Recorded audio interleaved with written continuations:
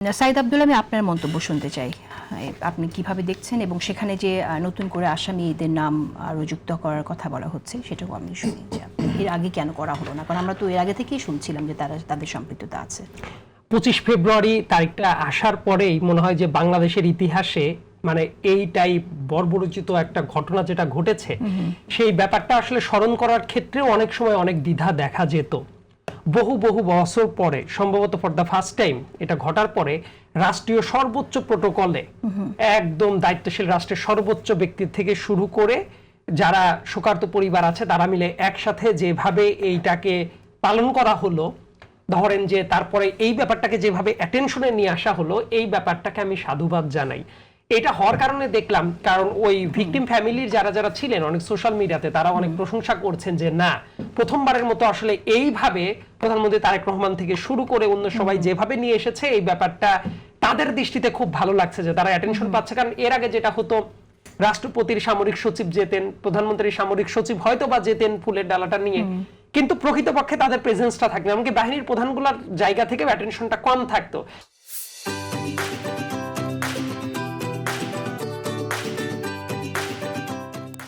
কিন্তু এইবার এই যে এই ব্যাপারটা ঘটছে এবং এটা খুব সিগনিফিক্যান্ট দিক। প্রধানমন্ত্রী তারেক রহমান সাহেব যে বিবৃতিটা দিয়েছেন অফিসিয়াল প্রেস নোট যেটা ছিল, সেই জায়গার ভেতরে খুবই সিগনিফিক্যান্ট দুইটা একটা বাক্যই আছে যে এই ঘটনার সাথে যে স্বাধীনতা সার্বভৌমত্বে বিশ্বাস যারা করে না, যারা শত্রু, তারা এটা ঘটিয়েছে। খুবই স্পেসিফিক্যালি উনি যে বলেছেন এটা করার জন্য কিন্তু যথেষ্ট কারেজ দরকার, এবং আমার কাছে মনে হয়েছে এটা খুব ভালো একটা প্রোগ্রেস।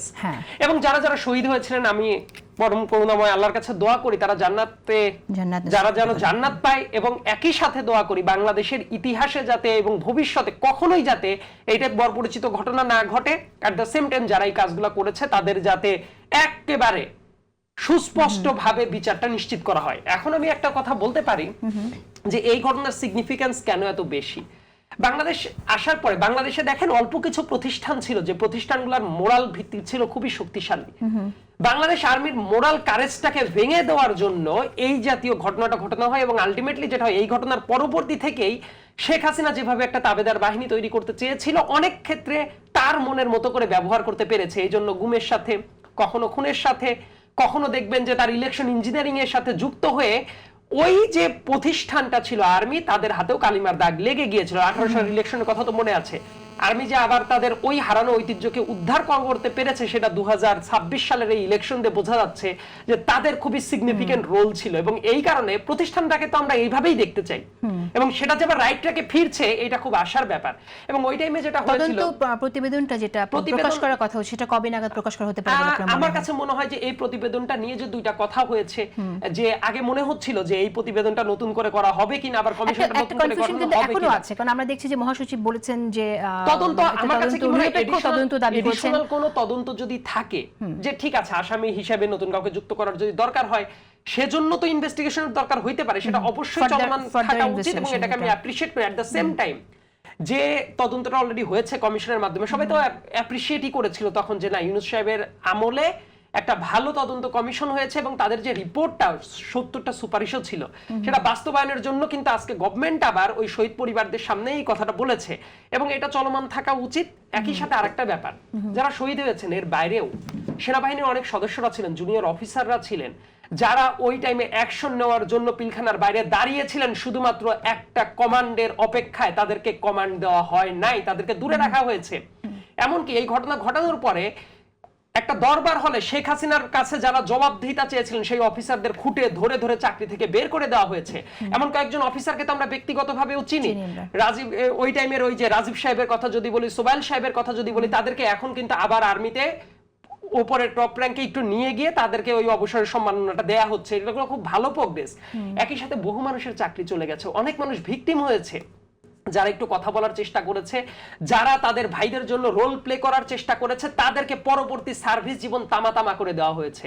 অর্থাৎ তাদের মর্যাদা সম্পন্ন জীবন যাতে পায়, এটাও কিন্তু খুবই গুরুত্বের সাথে এটা দেখা উচিত।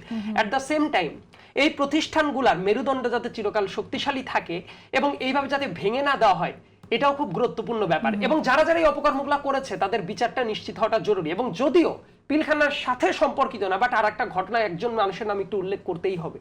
এই 25 তারিখ আরো একটা কারণে স্মরণীয় হয়ে থাকার কথা। আমাদের ক্যাডেট কলেজের ভাই মোস্তাক ভাই, কুমির ভাই নামে যাদেরকে আমরা চিনতাম, সেই মোস্তাক ভাইকে কাস্টোডিয়াল টর্চারে যেভাবে মেরে ফেলা হয়েছিল সেইটারও কিন্তু কোনো বিচার এখন পর্যন্ত হয় নাই। কারণ কি? ওই যে দুর্নীতিবাজদের বিরুদ্ধে উনি যে রোলটা প্লে করেছিলেন। অর্থাৎ দেখেন, ওই যে মেরুদণ্ডটা ভাঙা হয়েছিল, পরবর্তীতে এই যে কাস্টোডিয়াল টর্চার থেকে শুরু করে মানুষকে গুম করা থেকে শুরু করে যত ধরনের নিপীড়ন, এগুলা কিন্তু একই সূত্রেই গাঁথা ছিল। বহু মানুষের কাছ থেকে টর্চার করে জবানবন্দি নেওয়া আমি হয়েছে। আল্লাহর কাছে দোয়া করে এবং একই সাথে এই বিচারগুলোও যে হওয়াটা জরুরি বাংলাদেশের জন্য, এই দিবসগুলো পালনের মাধ্যমে এই বার্তাটা থাকাটা খুব বেশি মাত্রায় জরুরি।